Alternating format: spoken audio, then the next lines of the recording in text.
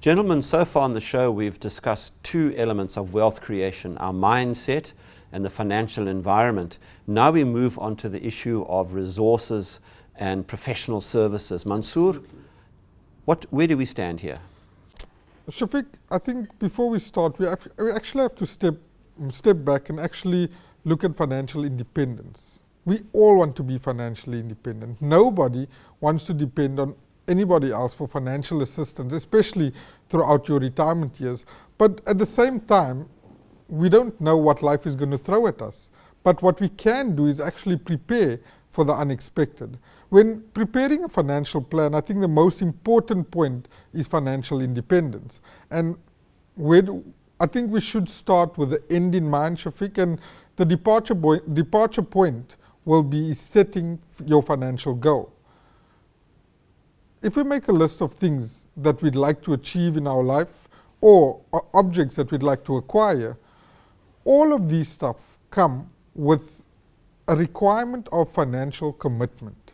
Whether it is you purchasing your home, making sure your children are being educated, Ebrahim climbing Mount Kilimanjaro, or performing that fifth pillar of Islam and going on pilgrimage, these all require some sort of financial commitment. So once you have set your financial goals, commit to those goals. And in making that commitment, one has to adapt to that behavior and change of mindset, Shafiq. Ebrahim, what do we mean by adapting our behavior in the financial sense? Yes, certainly, Shafiq. If you take the analogy of someone wanting to improve their fitness level, as Mansoor so rightfully mentioned, you need to set goals for yourself. Because with the goal in mind, you now will know whether you've achieved the objective of that goal that you've set for yourself. So let's take an example of someone that wants to, maybe run the Two Oceans Marathon. So what does that person do? He starts running, he starts exercising, he maybe starts taking on longer distances. But besides that, he's also going to start now adapting new eating habits, healthier eating habits. So he's going to start eating lots of fruit, drinks lots of water, and he starts changing the eating habits. But then he's also going to start identifying the do's and don'ts of running. So, he's not going to approach the two oceans the same way Usain Bolt is going to approach the 100 meter. Because if he thinks so, he's probably going to conk out after the first kilometer. And then obviously, the equipment that he uses, whether it's the correct tackies, the correct clothes. So there's a few things that's now happening in terms of his changing. But now he also needs to find time and balance it between family time and the work time. So there's a lot of changes that's now taking place. But what is happening? He's now starting to adjust his lifestyle in order to accommodate this one requirement, which is the two oceans.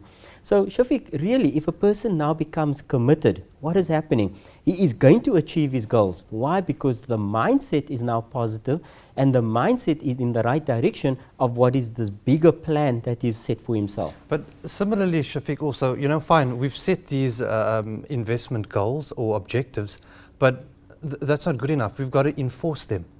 Like Ebrahim says, because there's a certain discipline that comes. So we've actually got to change our behavior by being disciplined with our savings. And what I mean by this is, you're going to get tempted to make impulsive purchases. And even the savings that we do decide to take out, they shouldn't be cashed in early, for anything other than the original intended purpose. So, for example, you've saved up the whole year, you've been good, everything, game has a sale on that flat screen TV, and you come in and cash in your savings to go and buy that TV.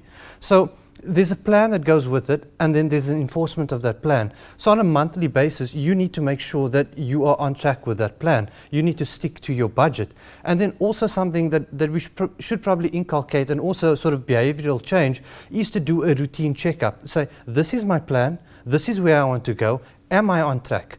Or have I fallen short? Because then look, I need to boost in a little bit here. I maybe need to call in my advisor to give me some assistance. So, you need to take all of that into account, Shafiq.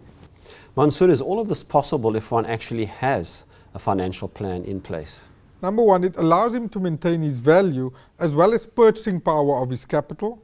Number two, he's able to realize a reasonable return and taking a realistic risk in doing that, Shafiq.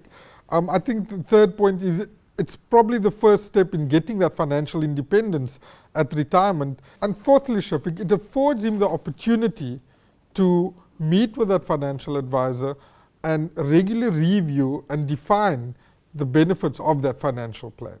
Now, Ebrahim, having a financial plan, judging by what Mansoor and everybody said, it has benefits. Big question, why do we resist it? Well, Shafiq, I think there's a number of reasons, and the ones that I've personally come across is that many people don't understand that a financial plan is not about being sold a financial product. It's about the development of a financial plan in order to achieve your financial and your lifestyle objectives. Another example that comes to mind is that so many people are in mounting debt, and they don't realize that the situation can be a lot better managed by putting a development management plan in place.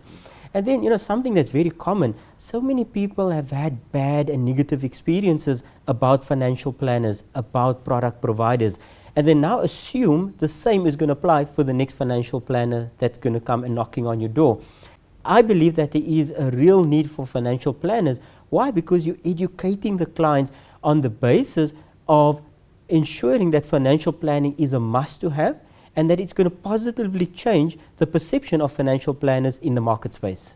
Naweed, what is the role and the function of a financial planner? Shafiq, in my opinion, I see the role of the financial planner. He's there to facilitate the process in assisting the client to identify and achieve his life goals and financial objectives. The Financial Planning Institute defines a financial advisor as the Financial Planning Institute defines a financial planner as a trusted advisor that works with the client to review all options available to him so that the client can make the best and most informed decision for himself. Shafiq, I think a financial plan is only possible if that financial planner adopts the 6 steps of financial planning process.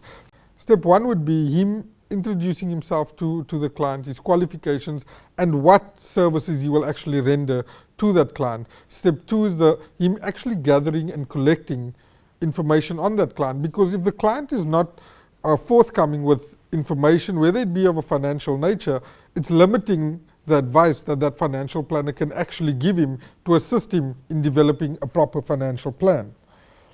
Thirdly, analyzing and assessing that client's information. Fourthly, developing recommendations and presenting that to the client. Point 5 would be actually implementing the recommendations once and only once the client has agreed that he can go ahead. And then lastly, the 6th point would be the review, as I mentioned earlier. It's normally an annual review, but at the same time, the client's got the comfort that he can call on the advisor if there's any change in circumstances. Somebody passed on, he needs to change certain things regarding to that plan, Shafiq. Again, Shafiq, the most important theme to come out from here or out of this discussion is seek guidance from an approved and licensed financial planner. The planner will take you through the 6 steps that Mansoor has now just identified. So to the viewers out there, be more proactive about securing your financial independence and your financial success. Give us a call on 0860 100 786 or visit the website at oasiscrescent.com so that we can begin this journey towards your financial freedom. Thank you, gentlemen. You have been watching the Oasis Focus on Finance show, and today we discussed how to change your mindset with regards to finance, how to get rid of debt, and to focus your savings into investments. Our wealth managers gave us lots of tips to put us onto the road to financial freedom. Until next time, I'm Shafiq Morton. Assalamu alaikum.